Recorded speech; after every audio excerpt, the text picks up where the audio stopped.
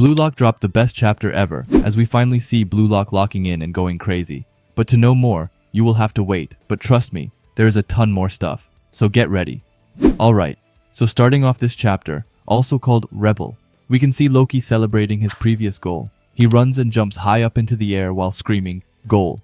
We see that this is surely getting the French crowd excited, but it's not just them, as the commentator, who I believe is called Natsuki, screams that France retakes the lead, calling it a really crazy goal, and that they are witnessing a supernatural phenomenon, the divine sprinter, Julian Loki. Now I'm not going to lie, but Loki hitting us with this pose is just next level aura.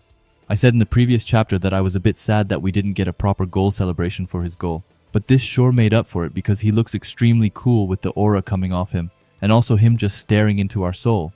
But anyway, with that, France now has the lead as they have 3 goals compared to Blue Lock's 2 goals. We then move over to the Blue Lockers, where we see Aiku scratching his head. He asks if they are kidding with him, looking pretty mad and annoyed as he questions how they are supposed to stop that. We then have Gagamaru on the side, who breathes out, explaining that it must be a bug and that he's a human cheat code, which isn't even an understatement.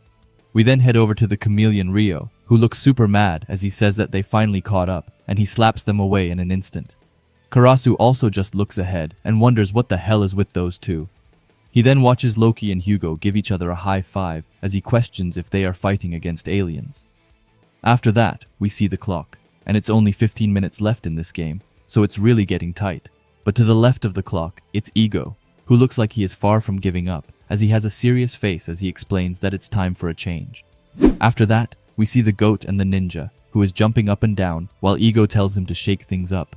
Otoya looks actually super cold as he tells him, alright, and that he will hit them with his aura. Now I'm not even kidding, but guys, do you hear how hard that goes? Like, Otoya is so underrated. We have to see him more. He comes in, drops one line, and I instantly love him. Anyway, after that, we see him changing out with Rio, who pats him on his back and tells him to go out and fight for the last 15 minutes. But we then change over to the poster boy, and someone who also is a bit of an aura master. And it's of course Isagi, who doesn't seem like an aura master right now, as he is breathing super heavily, almost not even being able to stand as he thinks that Otoya is swapping in. We then get a close-up to him, and scratch what I said before, because this man is looking for revenge, as his eyes look deadly. He then explains that Ego's intent is clear. Otoya and Karasu have tons of combo patterns, which means that he's signaling the team to switch to these Karasu-centric attacks.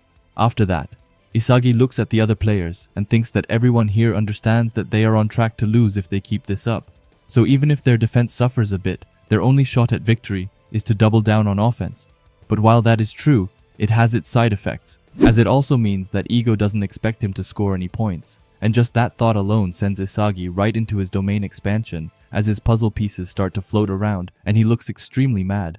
But not long after he realizes that it's not just him, but Rin as well. He knows that right now, both of them are excluded from the Karasu system to turn this around, and this righteously makes him pretty mad. It then looks like he turns it up a notch as he starts to send radio waves in his domain and also starts to break some of his pieces. Isagi tells us that this is totally Karasu's team now. He knows that he hasn't been able to do anything and wonders if it might be that Ego has actually abandoned him.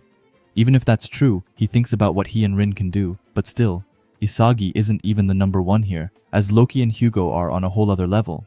This makes him feel like there is no way that he can see a way to win, but even though things are so dire, he questions why he is so excited. With that, he looks super ready to go, as he then puts his hand where his heart is and clenches, and this is just a clear sign that our boy is finally back.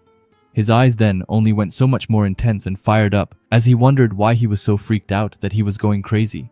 But after that, he remembers something crucial.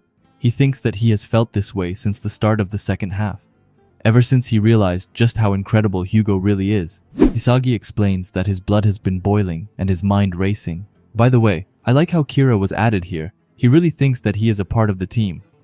Anyway, Isagi continues, as he knows that he has felt this excitement lots of times before. It's the feeling of finding someone whom he wants to defeat. After that, it truly clicks for him as his mind goes back up. He wonders if this is really it. He knows that whenever he has done something that surpassed his abilities, it was when there was a clear number one he wanted to surpass. But then, after the Neo Egoist League, when he ended up as number one, he has been fighting to keep that title. After that, Isagi starts to laugh for himself before saying that it's obvious and that it's unsuitable. By the way, I hate to break it again, but I always wonder what people think when they walk past Isagi on the field, and he is just there laughing for himself. I would be extremely freaked out, and that's for sure. Anyhow, Isagi says that his talents and mindset aren't suited for being number one, and they ended up in this mess because he was trying to force himself. With that, he explains that Hugo's theory is 99% correct, but for that last percent, Hugo has misunderstood Isagi's suitability. With that, Isagi tells us that it's his ego that gets him fired up, and just that line in itself goes off. We then see Ego, who looks at his players, and he tells them not to waver, telling them to live for their own goals until the end. With that, we see Karasu, who starts the game by passing to his side. We then also get 3 small panels of Rin, Shido, and Baru. But honestly, I feel like Baru won't have much action left in this game. Anyway, back to the ball, which went to Hiyori, and he traps it. After that, he looks up and tells Karasu that this is making him tingly, and tells Karasu not to miss it. With that, he sends the ball over to Karasu, and honestly, it's a really cool pass, like Camus was completely mind-blown. We then get to Karasu, who tells Hiyori that it goes for him as well, and calls him extraordinary. But just then, Bats comes out of nowhere and completely bumps into Karasu. He looks right at him and tells Karasu that he is the crux, thinking that if he can crush him, then they can win. Karasu just starts to smirk towards Bats as he apologizes, but says that he is just an afterimage and tells the shadow clone to go. And this is just pure cinema as we then see the ball, which Karasu already had sent away. It obviously goes to the new sub in Otoya, and this man has a ton of shurikens just spinning all around him. Otoya, however, looks like he just wants to go to bed, but he explains that he is slipping through, and slipping through he sure does as he goes to Gabin and pulls some insane ninja move to get past him. Even Gabin is completely amazed and asks if he is for real now. However, he turns around and tells his team to watch out for a cross. We then see Otoya, who is sprinting up on the field, and Baru tells him to pass it. Rin tells him to come on, and Shido already thinks that it's going to him, which was pretty funny. But we then move to Karasu, who looks intensely at this as he tells Otoya to not do any of that, but to instead shoot. And that's exactly what he does, as he sends away a killer shot that goes a total of 3 meters before it gets blocked by Loki, who just speeds up to stop it. Seriously, this guy needs to be nerfed. No. But Otoya is super amazed by this as he says that Loki sure is fast. Loki looks pretty unbothered as he then looks at Otoya and tells him that it seems like he is Karasu's auxiliary shadow striker, telling him that he's a pain, but if he can see him, then he can stop him. Just quickly remember that Otoya was able to slip through Chris Prince in the Neo Egoist League. Does it have any impact here? No, none at all, but I take it up any chance I get. Anyway, we then get back to Karasu, who looks pretty annoyed by this. Meanwhile, we see Hugo, who calls it a good one, and getting praise from both Loki and Hugo isn't bad at all. We then get to Hiyori, who screams out that it's a second ball.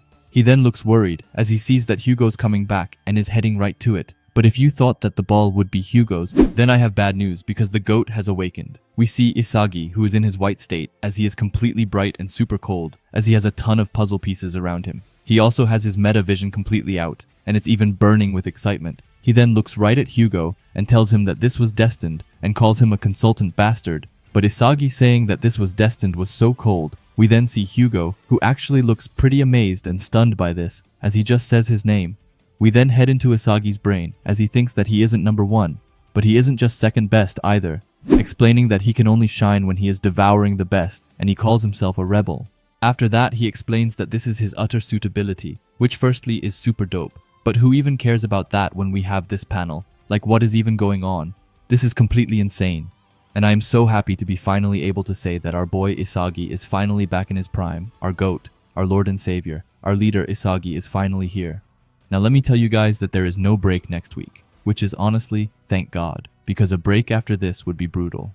Anyway, the next chapter is going to be called True End, and this does sound pretty worrying, as just in general, that is a scary title. Is it the true end for Blue Lock, or maybe Isagi, or hopefully France?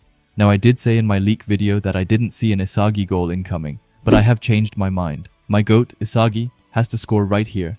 There is nothing more in the world that I want than an Isagi goal right here. Sadly, I can't yap too much about this chapter, as I'm in a bit of a time rush. However, personally, I really did enjoy it, and since Isagi got an awakening, I have to give it a 10 out of 10, because the GOAT is finally back in his true state. But please let me know what your favorite part of this chapter was, and also what you would rate this chapter. Anyway, if you like Blue Lock and videos like this, then I would highly suggest you subscribe to this channel, and while you are at it, leave a comment and a like. Also, if you can, hype the video down below. And if you are curious to see another video of mine, then please watch the video that will be popping up on the screen now. Anyway, thanks for watching and have a great day. Bye.